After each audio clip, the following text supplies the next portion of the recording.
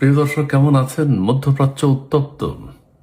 Iran, Israel এবং America যুদ্ধ চলছে।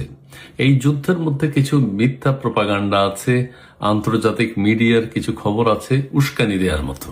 ইরাক যুদ্ধের সময় আপনারা দেখেছেন সাদ্দামের এই আছে সেই আছে, সাদ্দাম সেই করতে পারবে, সাদ্দাম ধ্বংস করে দেবে আমেরিকাকে, কিন্তু কিছু করতে পেরেছে? নিজেরা ধ্বংস হয়ে গেছে। এখন ইরানের পক্ষেও এরকম প্রচার চলছে।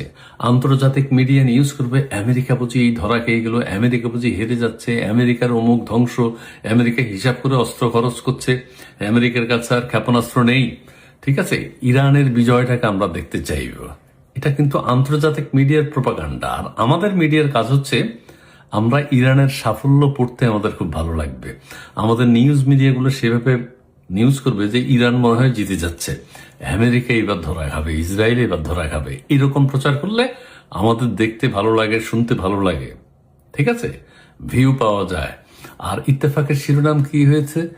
ফুরিয়ে আসছে যুক্তরাষ্ট্রের প্রতিরক্ষা, হিসাব করে করতে হবে ব্যবহার। মনে হয় যেন এটা হলো ওয়াশিংটন পোস্টের প্রতিবেদন। মনে হয় যেন যুক্তরাষ্ট্র ধরা খেয়ে যাচ্ছে। এটার ব্যাপারে আমি বলবো। আর প্রথম আলোর শিরোনাম হচ্ছে যুদ্ধে ইরানের নতুন কৌশলে কি যুক্তরাষ্ট্র ফাঁদে পড়ল? আরে বাপ, মানে মনে হচ্ছে যেন ভিতরে অন্য কথা থাকবে হয়তো, কিন্তু শিরোনাম হচ্ছে ফাঁদে পড়লো, যুক্তরাষ্ট্র কি হেরে যাচ্ছে, যুক্তরাষ্ট্র কি ধরা খেয়ে গেল। এগুলো করে করে ইরানকে উস্কানি দেওয়া হয়, আমেরিকাকে উস্কানি দেবে, ইরানের সাফল্য গাথা প্রচার করবে। কিন্তু ইরান যে কিছু আক্রমণ করছে না তা না, করছে। মধ্যপ্রাচ্যের দেশগুলোতে করেছে, কিন্তু কতক্ষণ? ডোনাল্ড ট্রাম্প বলেছেন যে চিরন্তন যুদ্ধ চালিয়ে যাওয়ার ক্ষমতা আছে। ডোনাল্ড ট্রাম্প আমেরিকা যখন কোনো বিপদে পড়বে, কোনো সমরাস্ত্রের ঘাটতি দেখা দেবে, সারা পৃথিবী আমেরিকাকে হেল্প করবে, ইরানকে তো কেউ হেল্প করবে না। চীন আর রাশিয়া ছাড়া, যদি করে গোপনে করবে। কিন্তু আমেরিকার জন্য তো সবাই এগিয়ে আসবে।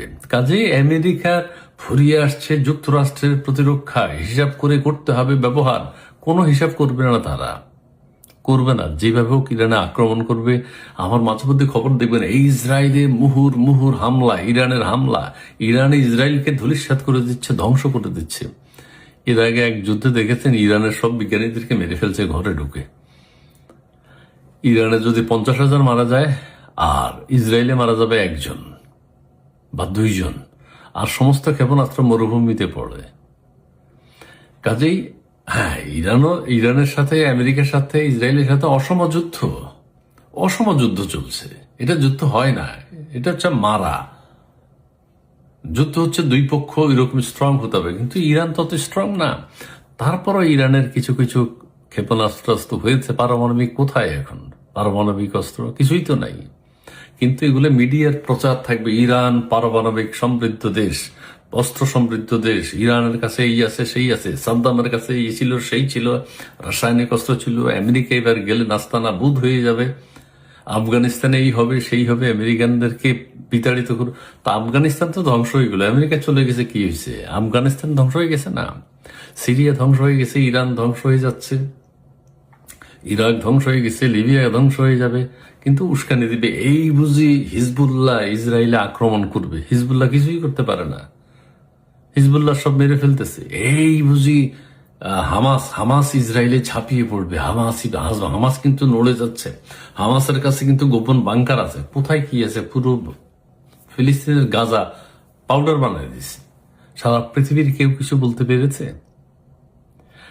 এগুলো হচ্ছে প্রচার, প্রপাগান্ডা। আমাদেরকে বুঝাচ্ছে হ্যাঁ মার্কিন যুক্তরাষ্ট্রের অস্ত্র ফুরিয়ে যাচ্ছে, যুক্তরাষ্ট্রের অস্ত্র ফুরাবে, সারা পৃথিবীতে এরা বিক্রি করে। তো এই যে শিরোনাম, এটা কিন্তু আমাদের পড়তে ভালো লাগবে।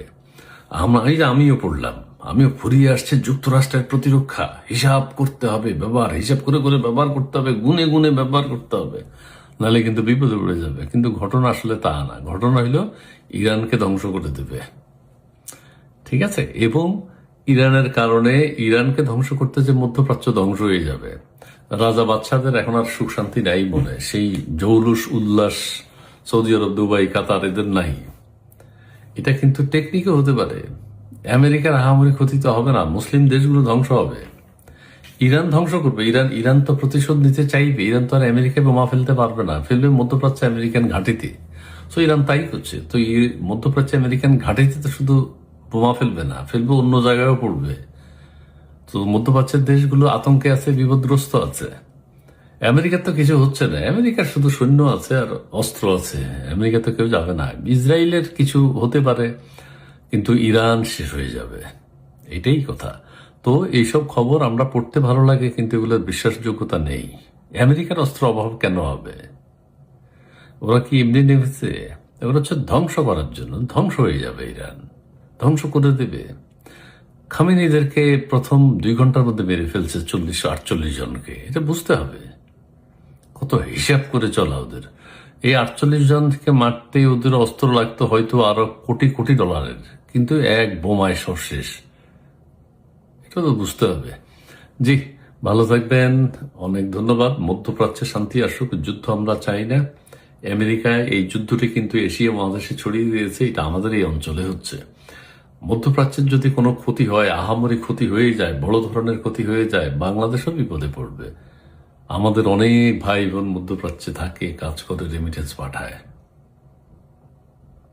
সো বুঝিয়ে কাজ করিতে হইবে, আমরা যেন উল্লাস না করি কোনো কিছুতে। আমেরিকার পক্ষেও না যাই, ইরানের পক্ষেও না যাই, আমরা চাই শান্তি।